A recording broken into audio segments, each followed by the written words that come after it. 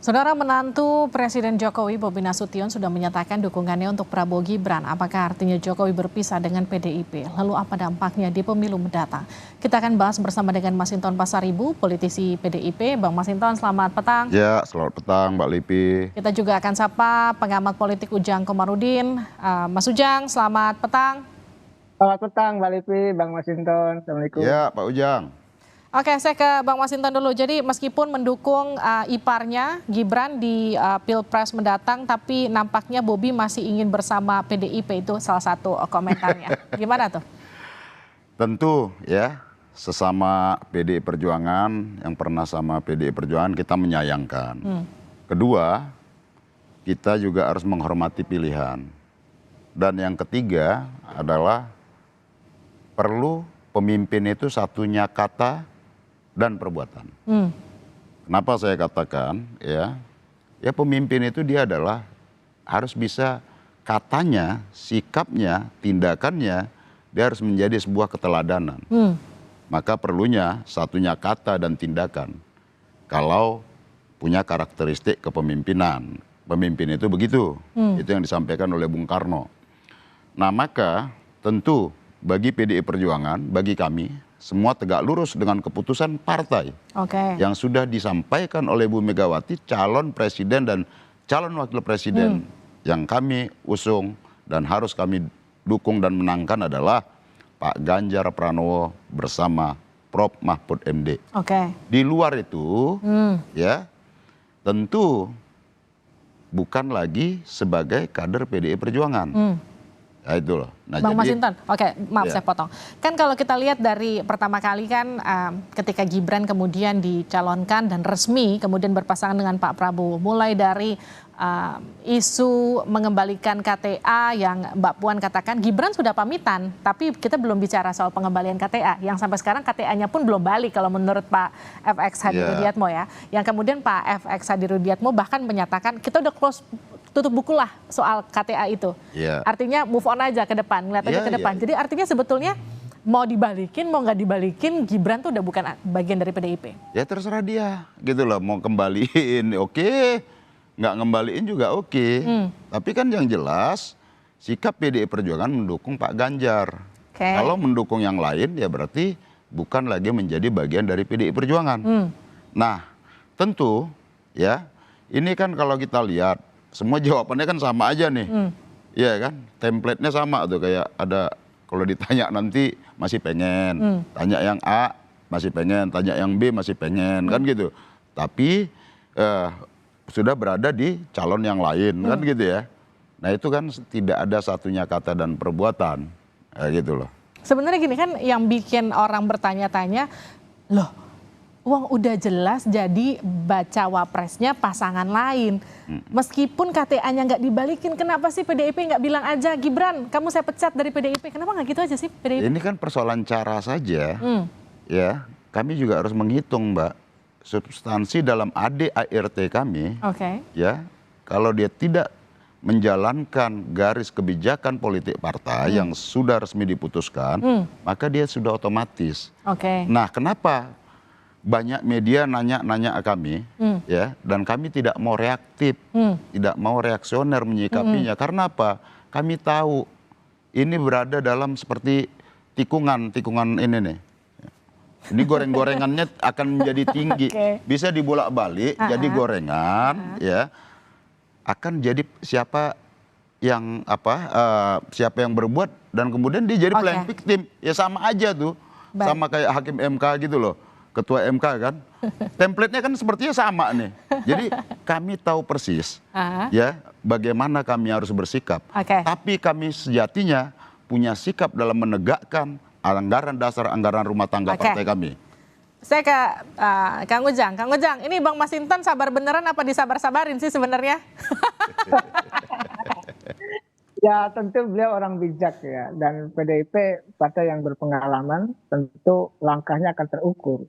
Ya kalau kita bicara ADART partai, Bang Masinton yang tahu persis dan paham betul terkait dengan persoalan Gibran, yang sebelumnya juga ada persoalan terkait dengan misalkan Pak Budiman Sujatmiko. Tetapi memang ada perbedaan tadi ya, situasi dan kondisi terkait dengan persoalan Budiman dengan Gibran. Karena tadi yang dikatakan Bang Masinton bahwa sejatinya ya kalau misalkan dipecat tahu-tahu elektabilitas Gibran naik jadi korban gitu, playing victim. Ini kan menjadi persoalan. Jadi sudah dalam konteks tertentu PDIP sudah rugi gitu ya karena ditinggalkan oleh Pak Jokowi dan keluarganya. Lalu di saat yang sama rugi dua kali dan tidak mau PDIP kan rugi berkali-kali. Karena kita tahu juga bahwa PDIP menjadi partai pemenang dua kali berturut-turut, ketiga kalinya ingin menang. Nah dalam konteks inilah ujian terberat bagi PDIP saat ini ya di pemilu 2024 yang dimana katakanlah ya Pak Jokowi dan keluarganya sudah tidak bersama-sama lagi dengan PDIP. Ini tantangan berat yang harus dihadapi. Saya melihatnya seperti itu. Ini saya mau tanyakan ke Bang Masinton, PDIP itu lambangnya banteng, merah berani, banteng itu tegas lah. Ya. Kenapa nggak begitu sama keluarga Pak Jokowi sih? Keberanian dan sikap tegas kami tidak bergeser 1 senti pun. Tapi kami juga harus berstrategi. Itu. Prinsip kami tidak ada yang berubah. Ini persoalan cara. Ya, kami nggak mau dong tiba-tiba nanti malah tuduhannya berbalik ke kami, digoreng-goreng tadi. Ya, siapa berbuat apa yang dituduh, waduh PDI Perjuangan arogan apa segala macam gitulah. Udahlah, kita udah bisa baca itu. Maka ya yang kami ya dengan sikap tegas kami juga dilatih untuk sabar. Harus kader itu memiliki kesabaran revolusioner. Baik, itu yang kemudian ditanyakan. Maka kami harus bijak menyikapinya. Kami tidak mau reaktif, tidak mau masuk dalam langgam pancingan-pancingan yang itu akan menggoreng-goreng. Yes, itu yang kemudian jadi pertanyaan. Karena ada beberapa kali ketika misalnya ada satu keluarga yang kadernya kemudian bergabung dengan partai lain, ada yang kemudian kadernya bahkan maju di satu kontestasi politik begitu. Kemudian si kader PDIP tersebut kan bahkan dengan tegas sama PDIP dipecat begitu ya. Tapi ini tidak terjadi di keluarga Pak Jokowi. Itu yang kemudian sikap kami tegas. Ya. Sikap itu ada yang dipublish, ada yang tidak. Saya juga beberapa kali memperoleh peringatan apa dari yang nggak dipublish memang? Ada yang dipublish, ada yang tidak begitu. Jadi gimana? Apa yang nggak dipublish? Ini benar-benar perang dingin ya PDIP sama Pak Jokowi? Gak ada perang-perangan lah. Ya kan? Gak ada perang-perangan. Jadi di depannya senyum padahal enggak gitu. Ya kalau orang tidak lagi bersama kita, kan kita juga harus hormat. Tapi kan hubungan digantung tuh nggak enak Bang Masinton. Putus-putus enggak gitu ya nggak sih? Pilihan orang, gitu loh, sikap orang, silahkan, gitu loh. Jadi gini, kalau kita lihat kan romantisme Bu Mega, Pak Jokowi di dalam beberapa kesempatan bahkan Bu Mega dengan lantang menyebut Jokowi itu diibaratkan, koreksi saya kalau salah ya, seperti anak kesayangan begitu oleh Bu Mega. Bahkan Mbak Puan juga mengatakan itu. Pak Jokowi itu adalah anak kesayangan Bu Mega. Keluarganya Pak Jokowi juga dapat perlakuan spesial oleh Bu Mega begitu. Gimana menghadapi ini semua? Apa yang disampaikan Bu Mega ke kader-kader? Ya Bu Mega dan Mbak Puan menyampaikan itu tentu bukan basa-basi, bukan untuk enak didengar atau enak terucap. Itu adalah buah ketulusan. Nah kalau kemudian sesuatu yang tulus itu direspon lain, ya kita terima saja itu. Tapi yang namanya ketulusan itu dia sejati, Pak. Dia tidak berpura-pura, kan itu. Pak Kang Ujang, ini kalau ngelihat antara kalau saya bilangnya kan perang dingin ya. Mungkin Kang Ujang punya diksi lain. Gimana tuh membaca? MU sama City dong. Gimana membaca peta politik antara PDIP dan Pak Jokowi kondisinya sekarang?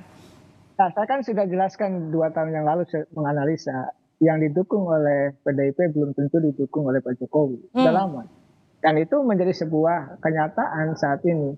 Dan kondisi ke depan saya melihatnya bukan perang dingin ya, saya panas adem ya, naik turun hubungannya itu.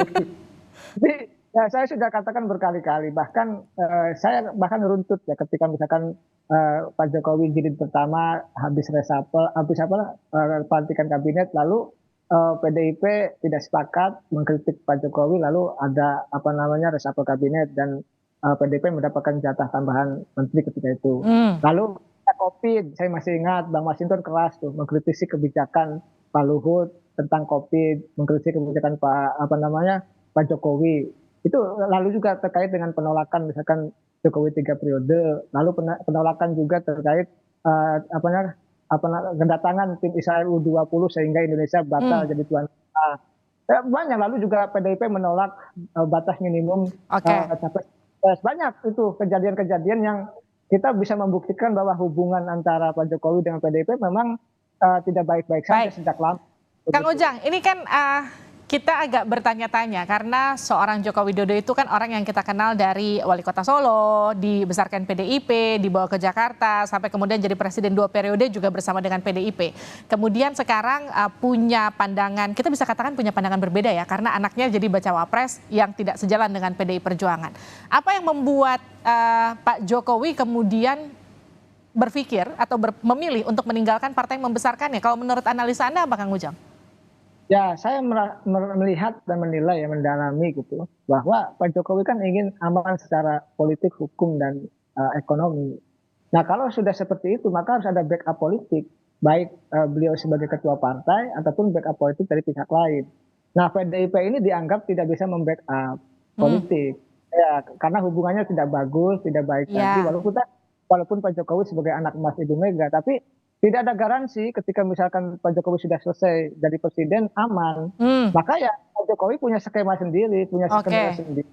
Yang tadi ya punya kendali sendiri, ingin jadi kingmaker, sehingga katakanlah ya ke depan Pak Jokowi bisa aman dalam konteks politik, hukum, dan ekonomi atau bisnis kan. Jadi itu naluriah seorang manusia, seorang presiden ketika misalkan akan landing seperti Pak SBY misalkan dulu selesai jadi presiden kan menjadi ketua umum Partai Demokrat. Kita ingin punya backup politik yang kuat. Nah, ketika misalkan Pak Jokowi itu tidak punya backup politik, maka ya dalam konteks tertentu pasti akan dikerjai oleh pihak politik. Itu yang jadi pertanyaan saya untuk Bang Masinton. Benar nggak backup politik landasan untuk Pak Jokowi landing pasca jadi presiden itu nggak disiapkan PDIP dan nggak cukup aman? Jadi tentu ya kalau persoalan pilihan, kalau tadi masalah backup segala macam kita nggak tahu. Tapi kami PDI Perjuangan ini tentu ada terhadap kader ya selalu bersama-sama. Nggak ada yang kita ini nggak pernah merasa meninggalkan kader atau apa ya. Kalau tadi persoalan backup politik atau apa, sepanjang itu berlangsung menjalankan dalam aspek ideologi dan program-program perjuangan kepartaian dan tidak menyalahi hukum, ya kita pasti jaga dong kader kita. Gitu loh. Nah kan itu ya. Nah backup, saya nggak tahu backup dalam bentuk apa tuh ya. Nah kalau backup secara politik pastilah kita backup. Selama ini PDI Perjuangan total membackup seluruh kebijakan-kebijakan politik yang dikeluarkan oleh pemerintah. Yaitu oleh Pak Jokowi. Nah kalau kemudian itu dianggap masih kurang, ya walau-walam. Nah kalau Pak Jokowi terakhir sempat menyinggung soal drama Korea, itu kira-kira buat siapa? Buat PDIP nggak? Nggak ya? Drama Korea itu mungkin yang di MK kali ya. Kalau kami ini sudah terbiasa berjuang, tidak berjuang melo-melo. Ya, sendiri atau bersama-sama kami tetap berjuang untuk demokrasi dan kerakyatan itu. Jadi bagi kami karakter perjuangan, PDI Perjuangan itu bukan karakter melo.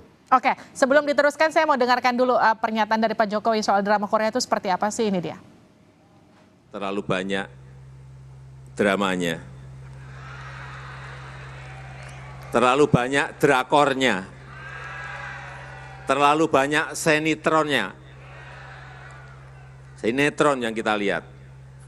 Mestinya kan pertarungan gagasan. Mestinya pertarungan ide. Bukan pertarungan perasaan.